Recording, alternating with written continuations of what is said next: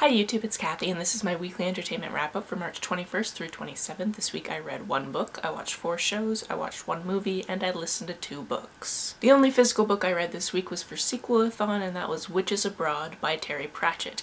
This is the 3rd in the Witches series, or the 12th in the Discworld series as a whole. There are a bunch of different theories as to how you can read the Discworld series and the series within the Discworld series. I've personally, just by accident, only ever picked up the 1st and the 2nd Witches books, so it just seemed perfect to continue with the Witches and then I'll branch out from there. Witches Abroad is about Margaret, Nanny, and Granny going on kind of a road trip together, which is a little bit odd. It turns out that an old witch dies, she leaves her wand to one of the witches, and now that witch is a fairy godmother and she has to go to a kingdom to stop a girl from marrying a prince. That girl is our Cinderella character, and she's living in this kingdom that has been controlled by another fairy godmother, and that fairy godmother understands how stories work, so she's worked it out so that this will happen. The only problem is Ella doesn't want to marry the prince. There's tons of fairy tale references, there's tons of times where these women are just being ridiculous travelers, there's magic, there's story elements that you'll understand and be like, I see what you did there. One of the weird things about this book is there are no chapter breaks. There are some paragraph breaks so you can have a place to stop on the page, but there are no chapters in this book. It's all just one big long thing, and that's kind of how it felt. I like that this had a lot of fun with how stories are structured, but I don't think that this is my favorite out of the 3 I've read so far. On to what I watched this week. We watched some more Bones. That's our go-to thing to watch, and I think that we are going to just continue to keep watching it and then loop back to the beginning since we started somewhere in the middle. And we're doing that obviously because this is a rewatch. My roommates watched each episode at least a few times. I've seen most episodes, if not all of them. It's just a fun time, except for now I'm dreading the things that I know that happen to the characters that are bad that are coming up. We also continue with Malcolm in the Middle, which is really fun to just dip in and out of. It's situational comedy that I thought was written really, really well, and it's fun every time you get an episode that does something a little bit weird, such as there was one point where the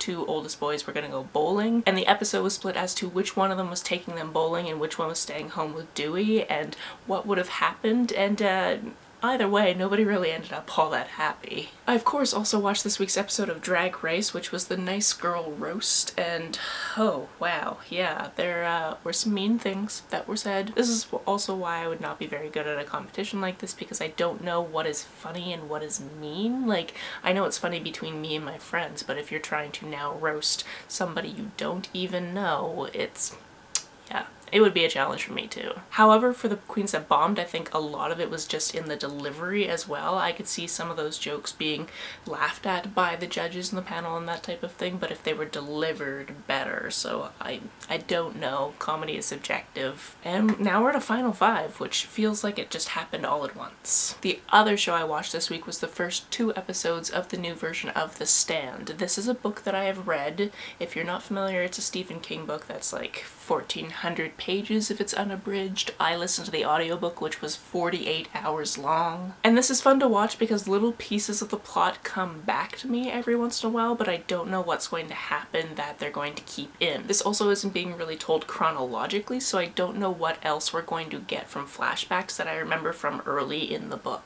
Going into this, I knew nothing about the cast except for Whoopi Goldberg is on the poster, so I knew she was going to be in it. There's a second person on the poster. I didn't even look to see who it was because I was like, Whoopi Goldberg? I am sold. And I obviously, because I've read the book, knew which character she was likely to play, and yes, she is playing that character. Alexander Skarsgård is nice and creepy and is playing a character that ties into the Dark Tower series, which is just a whole thing that I wish actually got an adaptation like this instead of that movie I have to pretend didn't happen. Nat Wolff showed up and it took me a while to recognize exactly who he was because he is playing a completely different character than I've ever seen him play before, and he's doing it super well. And the show is bloody and disgusting, and I'm really enjoying a lot of the other casting choices as well.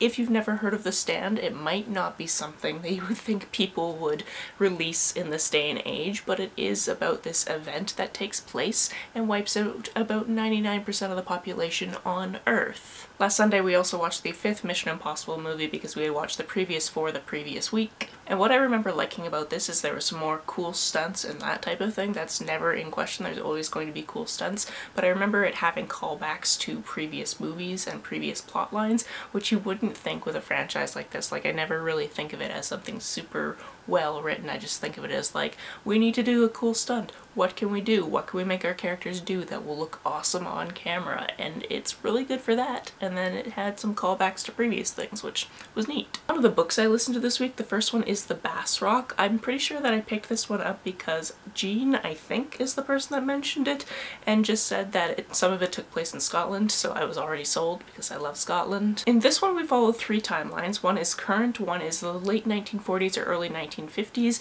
and one is before that at some point.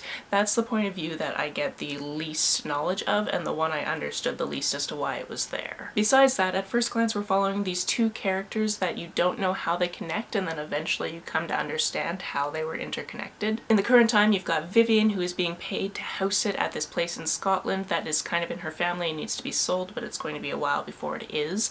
In the 1940s or 50s you've got Ruth, and she is living at the same house in Scotland with her husband and his 2 sons, who are usually away at boarding school. This book is very much about generational trauma and grief and coping mechanisms, and it was beautifully written, but it also somehow didn't keep my attention very well. For instance, I understood what was going on day to day in the chapters, but I didn't really see why I cared besides understanding how these stories connected.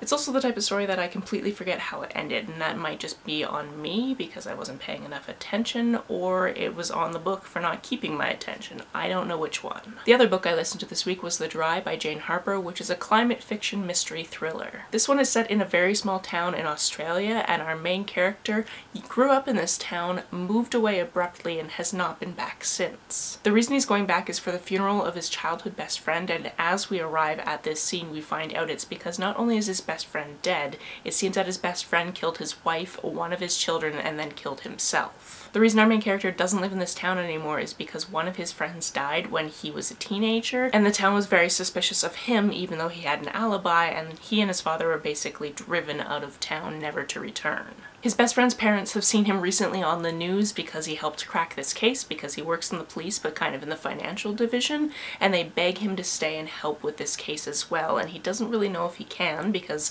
this is obviously criminal, homicide, that type of thing, and he's a financial analyst, but because of the history they have together he decides to stay for a little while and see what he can do. I ended up really enjoying this one. It's full of small town disputes and grudges and these different colorful characters, and everyone is going through a hard time because this is farming territory, but there's a drought, so everybody is having money problems. Everyone has a potential reason to crack. Obviously, being a mystery thriller, there's not much more I can tell you because I don't want to give you any spoilers because there are some twists and turns like I always enjoy. If this sounds interesting to you, definitely pick it up. I mostly picked it up because I wanted to read some climate fiction. If you have anything comparable to this that you would like to recommend, please let me know about it. That's it for this week. If you've read, watched, or listened to any of these, let me know about it down in the comments below. On the way down to the comments, if you hit that subscribe button, that would be very nice of you. If you don't feel like leaving a comment but want to make sure that I know you were here, just leave me an emoji or a smiley face if you're on your keyboard.